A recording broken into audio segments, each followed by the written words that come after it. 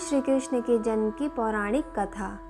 भाद्रपद कृष्ण अष्टमी तिथि की घंघोर अंधेरी आधी रात को रोहिणी नक्षत्र में मथुरा के कारावास में वसुदेव की पत्नी देवकी के गर्भ से भगवान श्री कृष्ण ने जन्म लिया था। यह तिथि उसी शुभ घड़ी की याद दिलाती है और सारे देश में बड़ी धूमधाम से मनाई जाती है। द्वापर युग में भोजवंशी राजा उग्रसेन मथुरा में राज्य किया करते थे। उनके पुत्र कंस ने उन्हें गद्दी से उतार दिया था और स्वयं मथुरा का राजा बन बैठा था। कंस की एक बहन देवकी थी जिनका विवाह वसुदेव नामक यदुवंशी से हुआ था। एक समय कंस अपनी बहन देवकी को उसके ससुराल छोड़ने जा रहा था।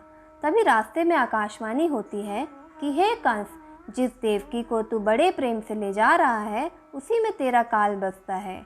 इसी के गर्भ से उत्पन्न 8वां बालक तेरा वध करेगा।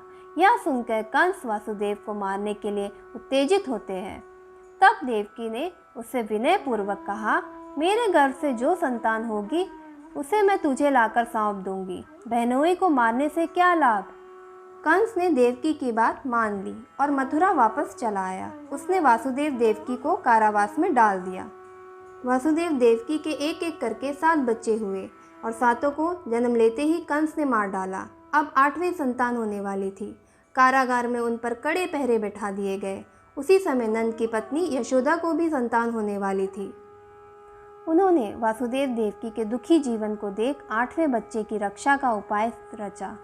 जिस समय वासुदेव देवकी को पुत्र पैदा हुआ उसी समय संयोग से यशोदा के गर्भ से एक कन्या का जन्म हुआ, जो और कुछ नहीं सिर्फ माया थी। जिस कोठरी में देवकी वासुदेव कैद थे उसमें अचानक प्रकाश हुआ और उनके सामने स्वयं चतुर्भुज भगवान प्रकट हुए। दोनों भगवान के चरणों में गिर पड़े। तब भगवान ने उनसे कहा, अब मैं पुनः नवजात शिशु का रूप धारण कर लेता हूँ। तुम मुझे इसी समय अपने मित्र नंद जी के घर वृंदावन में भेज आओ और उनके यहाँ जो कन्या जन्मी है उसे लाकर कंस के हवाले कर दो। इस समय वातावरण अनुकूल नहीं है, फिर भी तुम चिंता ना करो। जागते हुए पहरेदार सो जाएंगे। कारावास के फाटक अपने आप खुल जाएंगे और उफनती अथवा यमुना तुमको पार जाने का मार्ग दे देगी। उसी समय वासुदेव नवजात शिशु रूप श्री कृष्ण को सूप में रखकर कारावास से निकल पड़े और अथवा यमुना को पार कर नंद जी के घर पहुँचे। वहाँ उन्होंने नवजात शिशु को यशोदा के साथ सुला दिया और वहाँ जो कन्या हुई थी उसको लेकर मथुरा वापस आ गए और कारावास के जो फाटक थे वो फिर से बंद हो गए।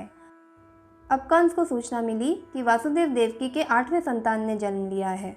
उसने बंदीगृह में जाकर देवकी के हाथ से नवजात कन्या को छीनकर पृथ्वी पर पटक देना चाहा, परंतु वह कन्या आकाश में उड़ गई और वहाँ से कहा, अरे मूर्ख, मुझे मारने से क्या होगा। तुझे मारने वाला तो वृंदावन में जा पहुँचा है।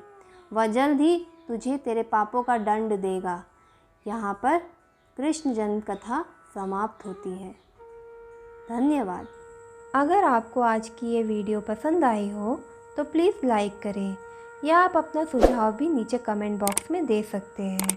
और आगे भी ऐसी वीडियो पाना चाहते हैं तो आप मेरे चैनल को सब्सक्राइब कर लीजिए। धन्यवाद।